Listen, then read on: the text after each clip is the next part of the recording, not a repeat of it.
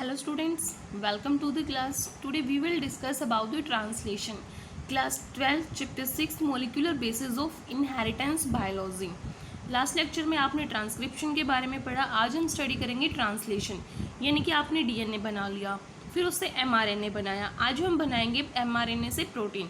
तो इस एमआरएनए से प्रोटीन की फॉर्मेशन को ही हम बोलते हैं ट्रांसलेशन. जो प्रोटीन है हम उसको पॉलीपेप्टाइड भी कहते हैं, क्योंकि प्रोटीन किससे मिलके बने होते हैं?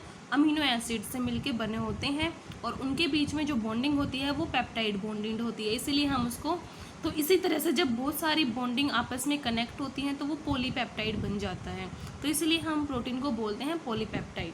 तो ट्रांसलेशन के लिए तो सबसे पहले यहाँ पे रिक्वायरमेंट्स दे रखी हैं, जैसे कि आपको एमआरएनए चाहिए होता है.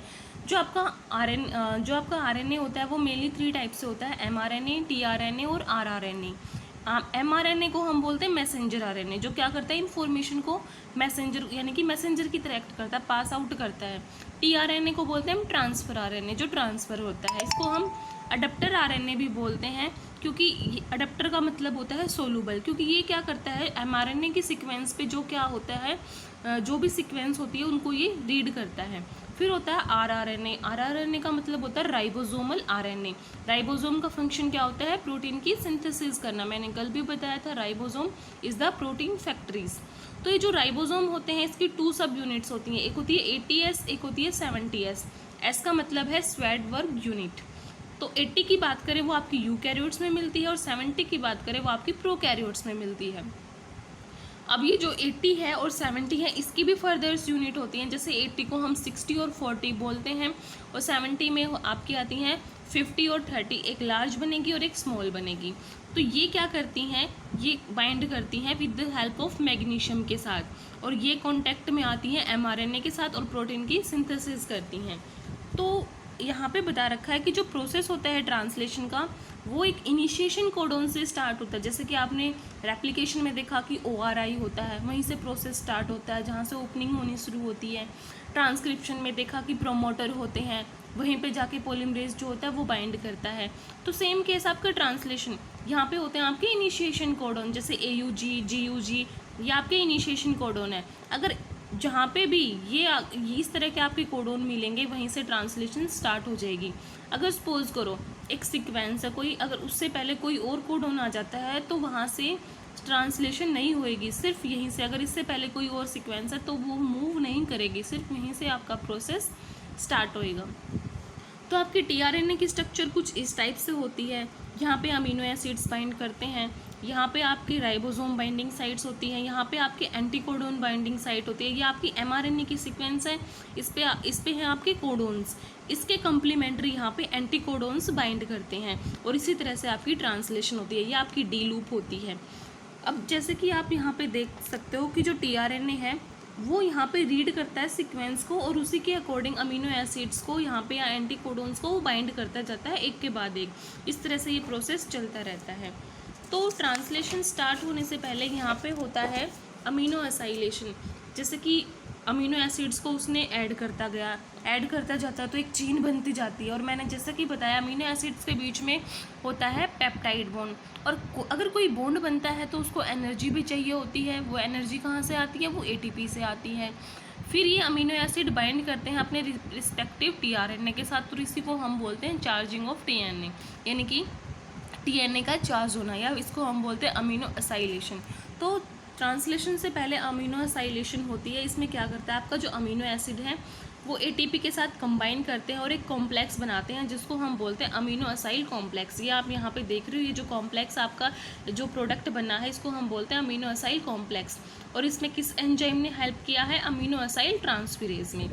फिर ये जैसे ये कॉम्प्लेक्स बनता है, ये कॉम्प्लेक्स आपका टीआरएनए के साथ जाके क्या कर जाता है? बाइंड कर जाता है, और आपका बनाता है अमीनो एसिड टीआरएनए कॉम्प्लेक्स. और जो बाकी का जो भी प्रोडक्ट था वो क्या हो जाता है? वो डिटैच हो जाता है. और ये जो कॉम्प्लेक्स अब बन गया ये जाके 3OH पे जाके अटैच हो जाता है. ये अमीनो एसिड बाइंडिंग साइट जो मैंने बताई थी यहाँ पे वो आके अटैच हो जाता है. अब आपका ट्रांसलेशन का प्रोसेस जो होता है स्टार्ट होता है. सबसे पहले होता है इनिशिएशन. जैसे कि मैंने बताया था कि जो आपका ये जैसे कि mRNA की सीक्वेंस है, इनिशिएशन कोडोन होते हैं, वहीं से आपकी ट्रांसलेशन स्टार्ट होती है। तो फर्स्ट ऑफ ऑल क्या होता है, कंप्लीमेंट्री एंटी कोडोन्स जो होते हैं, जो भी इनिशिएशन सीक्वेंस है, जो कोडोन्स है आपके AUG है या GUG है, तो उसके अकॉर्डिंग कंप्लीमेंट्री एंटी कोडोन्स वहाँ पे आके बाइंड करते हैं। और बाइंडिंग से पहले क्या होता है, राइबोसोम वहाँ पे आके बाइंड करता है। ये आपकी mRNA की सीक्वेंस है। UTR का मतलब होता है अनट्रांसलेटेड रेजिन, यानी कि जैसे कि मैंने बोला था, अगर ये इनिशिएशन कोडोन यहाँ आ गया, इससे पहले अगर कुछ भी सीक्वेंस है वो काउंट नहीं होएगी। और यहाँ पे होते हैं आपके टर्मिनेटर कोडोन, जहाँ पे टर्मिनेट हो जाता है प्रोसेस, जहाँ पे ये सीक्वेंस आ गई UAG UGA, ये आपके टर्मिनेटर कोडोन्स हैं। ये किसी भी अमीनो एसिड्स के लिए कोड नहीं करते, इसीलिए यहाँ पे आपका प्रोसेस एंड हो जाता है। और इसके बाद में अगर कुछ भी रेजिन हो, वहाँ पे कुछ नहीं होने वाला, यहाँ पे एंड हो चुका, तो इसको हम बोलते हैं अनट्रांसलेटेड रेजिन, जो ट्रांसलेशन में पार्टिसिपेट नहीं करती। अब राइबोसोम की जो यूनिट मैंने बोला है वो आके बाइंड करती है। वो कैसे करती है, पहले लार्ज यूनिट बाइंड करेगी, फिर स्मॉल यूनिट, क्योंकि मैंने बताया था 2 यूनिट होती है, एक लार्ज होती है, एक स्मॉल होती है। तो यहाँ पे हम बात कर रहे हैं प्रोकैरियोट्स की। तो प्रोकैरियोट्स में राइबोसोम था 70S, उसकी 2 सब यूनिट होती है 50 और 30। ये वाली लार्ज है और ये वाली स्मॉल है। ये mRNA की सीक्वेंस थी, इस पे कोडोन्स हैं। तो यहाँ पे लार्ज सब यूनिट बाइंड कर गई और यहाँ पे स्मॉल। अब जैसे ही लार्ज सब यूनिट बाइंड करती है, उसके पास 2 साइट होती हैं, एक होती है P साइट और एक होती है A साइट। अब क्या होता है, अब ये प्रोसेस तो आपका इनिशिएशन का था, अब होती है इलोंगेशन। अब इलोंगेशन में क्या होता है, सबसे पहले P साइट पे क्या होता है, एंटीकोडोन्स जो होता है बाइंड कर जाता है। ये जैसे कि आपकी P साइट है, यहाँ पे आपका एंटीकोडोन्स आके बाइंड कर गया इसके कम्प्लीमेंट्री। जैसे कि मैंने बताया था, A के कम्प्लीमेंट्री वैसे तो T होता है, लेकिन mRNA के केस में U। अब U के कम्प्लीमेंट्री A, G की कम्प्लीमेंट्री C। तो इस तरह से सीक्वेंस जो होती हैं वो ऐड करती जाएंगी। अब इनको सेंस कौन करता है, इसको सेंस करता है A साइट। सबसे पहले यहाँ पे A साइट होती है, ठीक है। अब A साइट क्या करेगी, ये जो यहाँ पे कोडोन है इसको सेंस करेगी और इसी के कॉम्प्लीमेंट्री एंटी कोडोन्स को यहाँ पे अटैच करेगी।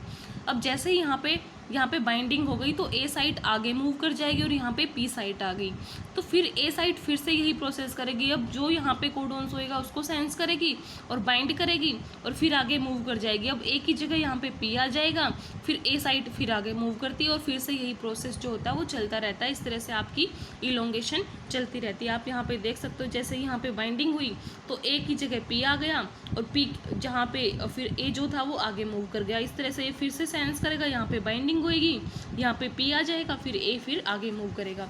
तो इस तरह से ये इलोंगेशन चलती रहेगी। फिर आपके यहाँ पे आ जाते हैं टर्मिनेटर कोडोन, जैसे कि मैंने बताया था। और टर्मिनेटर कोडोन आते ही वहीं पे प्रोसेस आपका स्टॉप हो जाता है, क्योंकि यहाँ पे कुछ फैक्टर्स होते हैं जिसको बोलते हैं टर्मिनेटर फैक्टर्स। ये फैक्टर्स क्या करते हैं, जो आपकी राइबोसोम्स की जो यूनिट थी वो अटैच थी एक दूसरे से, उसको डिसोशिएट कर देते हैं, यानी कि सेपरेट कर देते हैं एक दूसरे से। अब यहाँ पे कोई बाइंडिंग नहीं होगी। तो इस तरह से आपका ट्रांसलेशन होता है। तो आपका ट्रांसलेशन कंप्लीट हो चुका। Thank you.